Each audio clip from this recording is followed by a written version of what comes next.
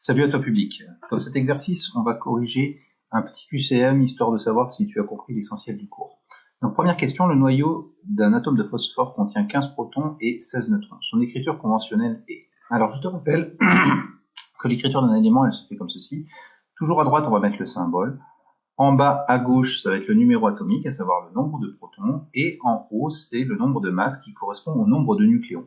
Un nucléon, c'est soit un proton, soit un neutron. Donc ici, notre atome de phosphore contient 15 protons, donc son numéro atomique, c'est nécessairement 15. Donc là, on regarde les numéros atomiques, bah forcément, ça va éliminer la solution qui est à droite.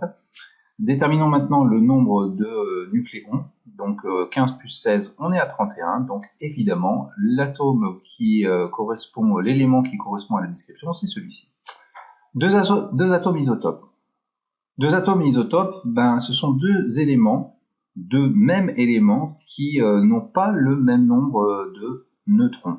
Voilà, qui vont différer par leur nombre de neutrons et donc par leur nombre de nucléons, comme j'ai pu le dire juste avant. Donc effectivement, c'est deux éléments qui possèdent le même nombre de protons, vu que c'est le même élément. Et je te rappelle qu'un élément, il est caractérisé par son nombre de protons, et il appartient au même élément chimique dans la classification périodique. Deux atomes dont les écritures conventionnelles sont Mn, ça c'est le manganèse, 25, 55 et fer 55, 26. Est-ce qu'ils possèdent le même nombre de neutrons? Ben non, pas possible, puisque ici on a 26 protons et là on a 25 protons, et dans ce cas-là on a 55 nucléons et ce cas-là 55 nucléons. Donc ils ont le même nombre de nucléons mais pas le même nombre de protons.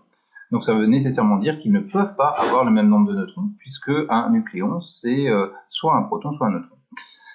Ça ne peut pas être des isotopes, car ce ne sont pas les mêmes éléments. Deux isotopes sont forcément les mêmes éléments. Donc derrière, bah, le seul résultat qui va pouvoir être valide, c'est qu'ils ont le même nombre de masses, à savoir le 55 qui est au-dessus. L'écriture conventionnelle du noyau d'un atome d'oxygène, c'est O816. L'écriture conventionnelle d'un atome isotope de l'oxygène, bah, si c'est un isotope, il possède forcément le même nombre de protons, donc on va avoir un 8 en bas. Donc celui-ci n'est pas un isotope, donc ce sont ces deux éléments-là qui sont des isotopes de l'oxygène. Au cours d'une transformation nucléaire, il y a toujours conservation du nombre de charges et du nombre de masses. Conservation de l'élément chimique, ça ce n'est pas le cas, parce qu'on peut très bien avoir changement d'un élément chimique, c'est le cas par exemple de la fission, un noyau lourd qui va pouvoir fissionner en deux noyaux filles plus légers et plus stables. Conservation du nombre de protons et conservation du nombre d'électrons, pas forcément, puisque les protons peuvent se transformer en neutrons en émettant un positron par exemple. L'écriture conventionnelle d'un neutron. Le neutron ne possède pas de charge électrique, donc son numéro atomique est nécessairement 0, donc ça ne peut être ni lui ni lui, donc ça ne peut être que cette possibilité-là. Un atome d'iode d'écriture conventionnelle I-123-123, excuse-moi, se désintègre en émettant un positron et un noyau d'écriture conventionnelle. Et ben là, c'est très simple. S'il émet un positron, il va falloir chercher les règles de conservation du nombre de protons, du nombre de charges et du nombre de nucléons. Dans ce cas-là, ici, le seul élément, il faut aller regarder dans la classification périodique, on a cet élément-là qui est émis, donc forcément, ça veut dire que l'élément qui va accompagner, la particule fille qui va l'accompagner, possédera un proton de moins que l'iode 53. Alors si on regarde un peu la conservation des lois de Soddy, la conservation du nombre de masses et du nombre de nucléons et la conservation du nombre de protons, eh ben on fait 1 plus 52, on tombe bien sur 53.